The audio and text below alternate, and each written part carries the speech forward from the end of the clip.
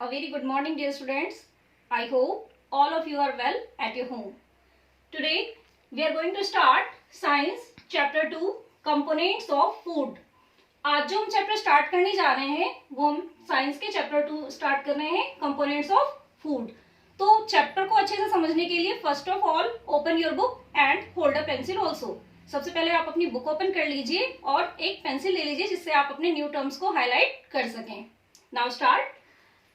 Topic जो मैंने लिया है वो है balanced diet and points are food, components of food, balanced diet, deficiency, diseases. सबसे पहले आपने अगर याद हो अगर आप सभी को तो हमने लास्ट चैप्टर फर्स्ट जो किया था वो था हमारा food where does it come from.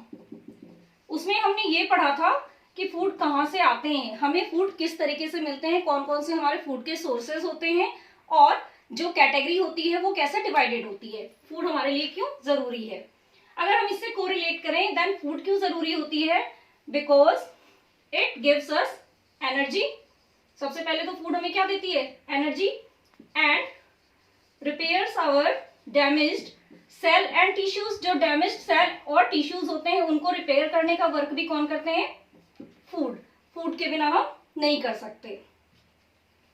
Next हमारा ये चैप्टर क्या बोल रहा है, चैप्टर सेकंड है हमारा components of food. First of all components क्या होते हैं, हमने जब चैप्टर फर्स्ट रीड किया था उसमें हमने पढ़ा था इंग्रेडिएंट्स। इंग्रेडिएंट्स क्या थे, वो मटेरियल्स जिनकी हेल्प से हम कोई एक पर्टिकुलर डिश को रेडी करते थे। अब उसमें जो कंपोनेंट्स होते हैं फूड के कंपोनेंट्स, हम उन्हें कहते हैं जिनसे हमें एनर्जी मिलती है और इन्हीं को हम अदर नेम में कहते हैं न्यूट्रिएंट्स। कंपोनेंट्स या न्यूट्रिएंट्स जो हमारे फूड में होने ही चाहिए। तो कौन कौन से होते हैं कंपोनेंट्स, होते हैं हमारे carbohydrate,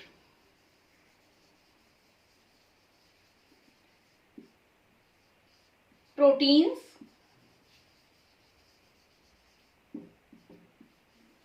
fats, vitamins and minerals. हम जो फूड लेते हैं उसमें ये तो होनी ही चाहिए। इसके अलावा टू टर्म्स और यूज होते हैं जिन्हें हम वाटर एंड रफेज कहते हैं। क्लियर है, कंपोनेंट्स ऑफ फूड या न्यूट्रिएंट्स ऑफ फूड अब कौन कौन से हो गए आपके, carbohydrate, proteins, fats, vitamins, minerals, water and roughage.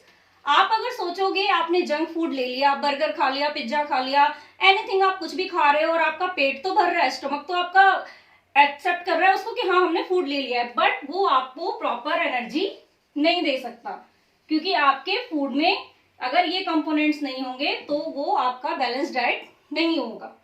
अब कार्बोहाइड्रेट आपको कैसे मिल सकता है, क्या क्या इसके एग्जाम्पल्स हो सकते हैं, एक बार उसके थ्रू आप समझ लीजिए कि कौन कौन से फूड आप लेते हैं और उसमें आपको कौन से कंपोनेंट मिलते हैं। देन अगर हम कार्बोहाइड्रेट की बात करें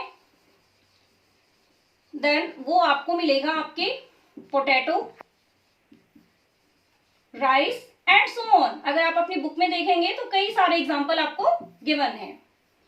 नेक्स्ट आपको मैंने बताया प्रोटीन्स। प्रोटीन्स मिलेंगे आपको, इसका जो मेजर सोर्स कहलाता है वो कहलाता है हमारा सोयाबीन। सोयाबीन हो गए, पल्सेस जो दाल आप खाते हो उनसे आपको प्रोटीन मिलती है और ऐसे ही कई सारे एग्जांपल आपको आपकी बुक में मिलेंगे। फैट्स, घी, ऑयल एंड और भी कई सारे एग्जांपल आप अपनी बुक में देख सकते हैं।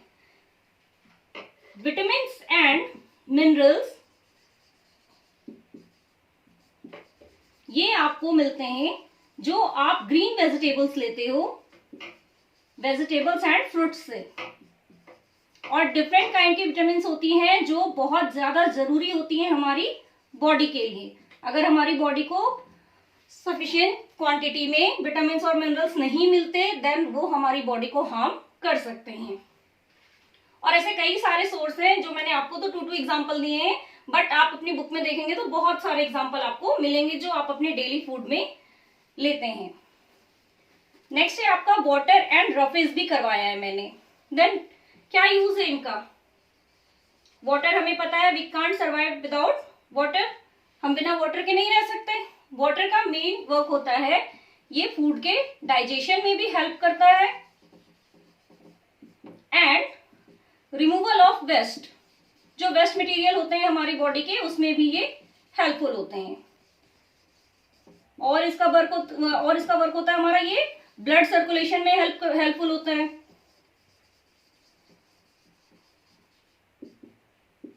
ये तो आपके वाटर का वर्क है।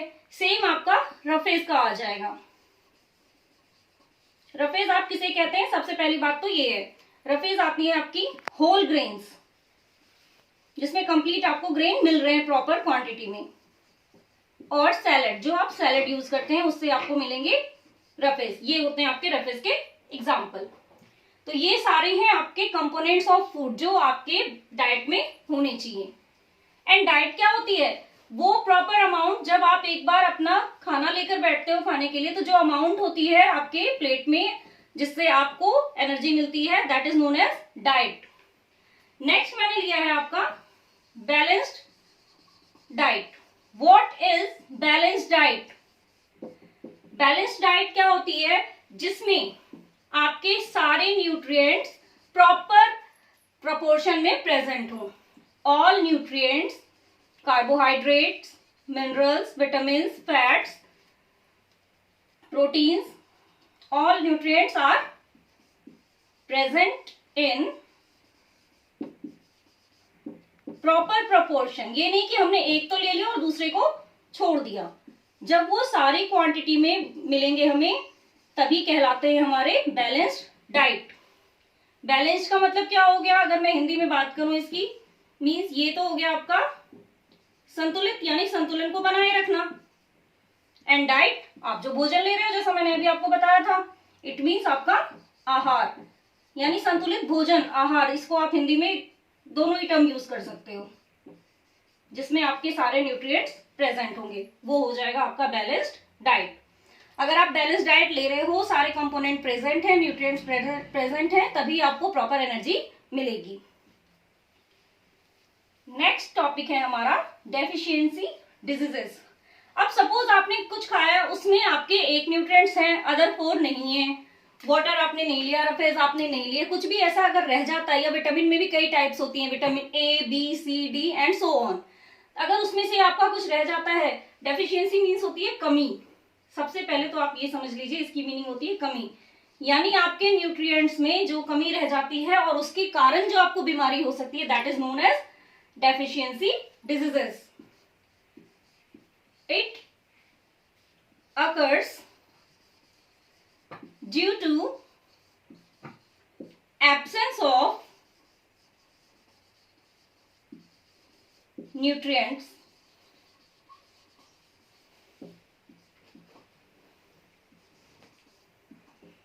in the food। जब आपके फूड में अगर न्यूट्रिएंट्स की कमी रह जाती है, एब्सेंट रहते हैं वो, तो जो बीमारी आपको